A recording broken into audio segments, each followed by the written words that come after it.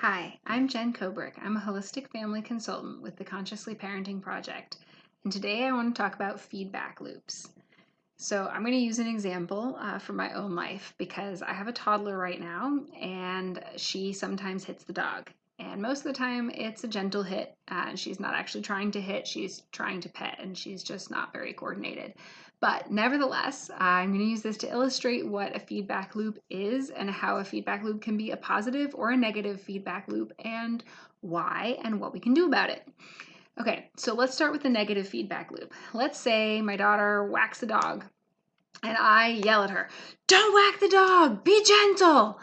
And so then she feels maybe scared about me yelling. And also, that got a big reaction, which is exciting. So then she whacks the dog harder. So then I get more angry because now she's disrespecting me on top of, hitting the dog. And so now I, yell at her louder and more. Maybe I put her in timeout or take away a favorite toy or punish her in some way. And so then she feels angry, scared, hurt, disconnected.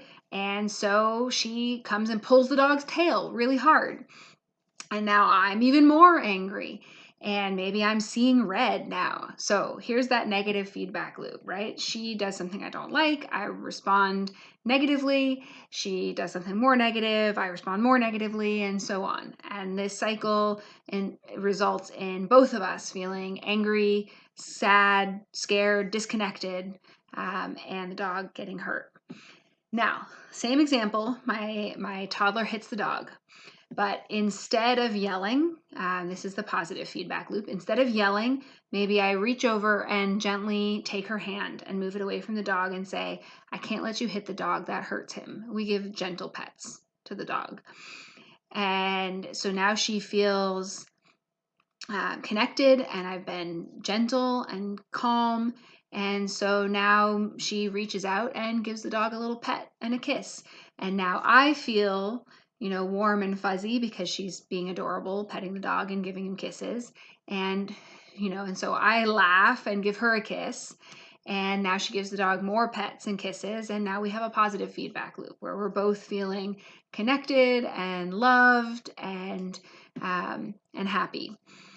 So these positive and negative feedback loops show up over and over and over again all the time in our relationships.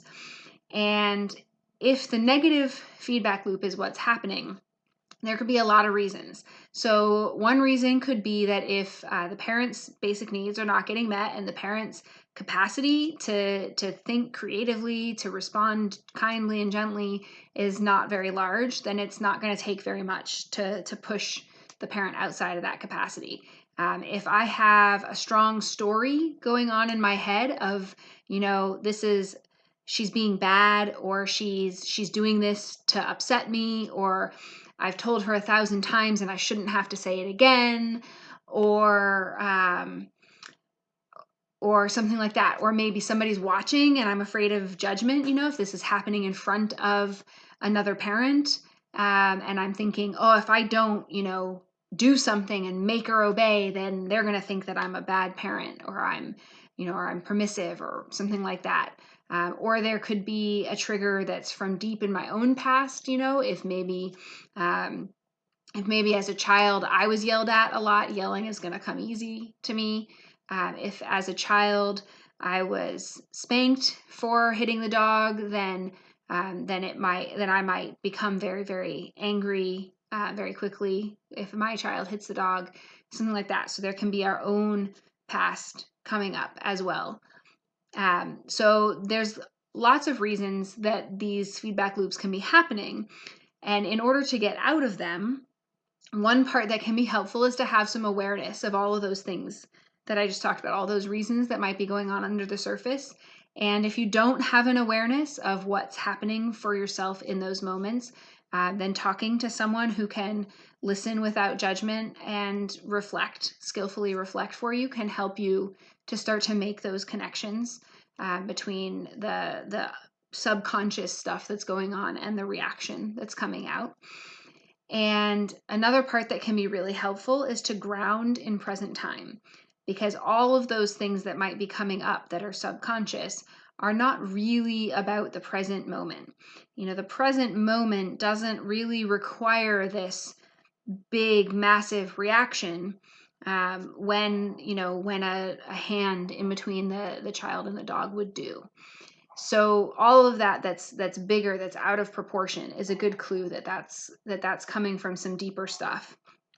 And so if you're able to ground yourself in the present moment, take a breath, feel where your body makes contact with the floor, and look around your space and recognize where you are in present time.